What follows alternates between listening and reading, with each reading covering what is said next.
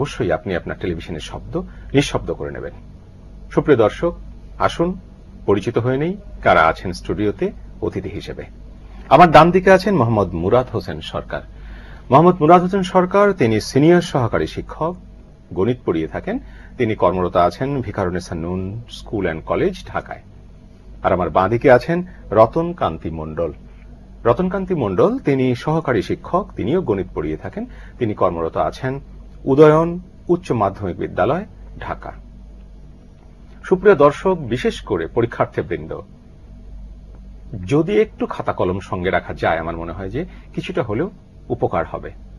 আমরা সরাসরি আলোচনায় চলে যাব। প্রথমেই মোহাম্মদ মুরাদ হোসেন সরকার, আপনাকে জিজ্ঞাসা করতে চাই, এই যে আমরা আজকে আলোচনা করছিলাম যেটা জেএসসির গণিত, এই গণিতের আপনি যদি পুরো বিন্যাসটা নিয়ে বলুন, যে প্রশ্নের যে বিন্যাস, এই বিন্যাস কাঠামোটা। ধন্যবাদ। জেএসসির পরীক্ষার্থীবৃন্দ, তোমরা আমার শুভেচ্ছা নাও। তোমরা জানো যে এবছর থেকে গণিতে সৃজনশীল শুরু হচ্ছে। তো সেই ক্ষেত্রে তোমাদের পুরো বইটাকে 4টা ভাগে ভাগ করে নেওয়া হয়েছে।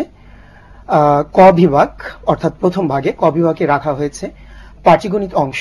পাটিগণিত অংশে থাকবে তোমাদের প্যাটার্ন, মুনাফা এবং পরিমাপ। এই 3টি অধ্যায় থেকে তোমাদের 2টি প্রশ্ন করা হবে জেএসসি পরীক্ষায়। আর বীজগণিত অংশ, যেটাকে আমরা খ বিভাগ বলবো, সেখানে 3টি প্রশ্ন থাকবে: বীজগণিত সূত্রাবলী ও প্রয়োগ, বীজগণিত ভগ্নাংশ, সরল সমীকরণ ও সেট। এখান থেকে তোমাদের 3টি প্রশ্ন থাকবে।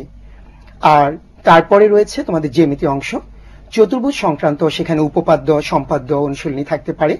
পিথাগোরাসের উপপাদ্য, এটি আরেকটি অধ্যায় তোমাদের, এবং বৃত্ত, যেই অধ্যায়টি এবছর প্রথম তোমাদের পাঠ্য বইয়ে ইনক্লুড হয়েছে। এই কয়টি অধ্যায় থেকে তোমাদের প্রশ্ন হবে 3টি। আর তথ্য ও উপাত্ত, যেটিকে আমরা পরিসংখ্যান বলে চিনে থাকি বা জেনে থাকি, এখান থেকে 1টি প্রশ্ন থাকবে। এখান থেকে একাধিক প্রশ্ন থাকবে না। তাহলে সর্বমোট তোমাদের পাটিগণিত থেকে 2টি, বীজগণিত থেকে 3টি, জ্যামিতি থেকে 3টি, আর পরিসংখ্যান থেকে 1টি, মোট 9টি প্রশ্ন থাকবে।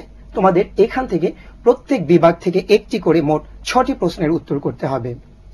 এ হচ্ছে মোটামুটি তোমাদের সৃজনশীল অংশের মানবন্টন। তার মানে এটার সাথে আপনি যেটা বললেন, আপনি একই সঙ্গে বললেন ঘ যে শাখা, সেখানে 1টি থাকবে।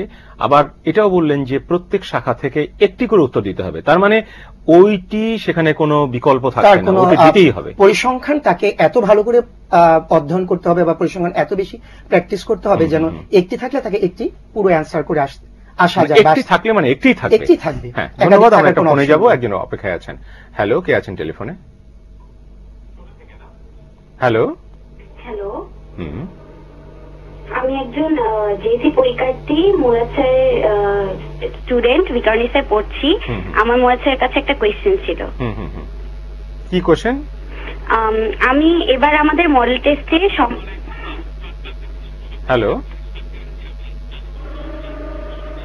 হ্যালো হ্যালো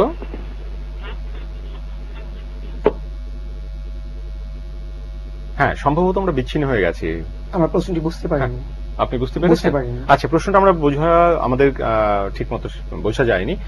আশা করি তুমি আবার চেষ্টা করবে, যদি সংযোগ করা সম্ভব হয় তাহলে আমরা একটা উত্তরে চলে যাব। তো রতন কান্তি মণ্ডল, আমি আপনার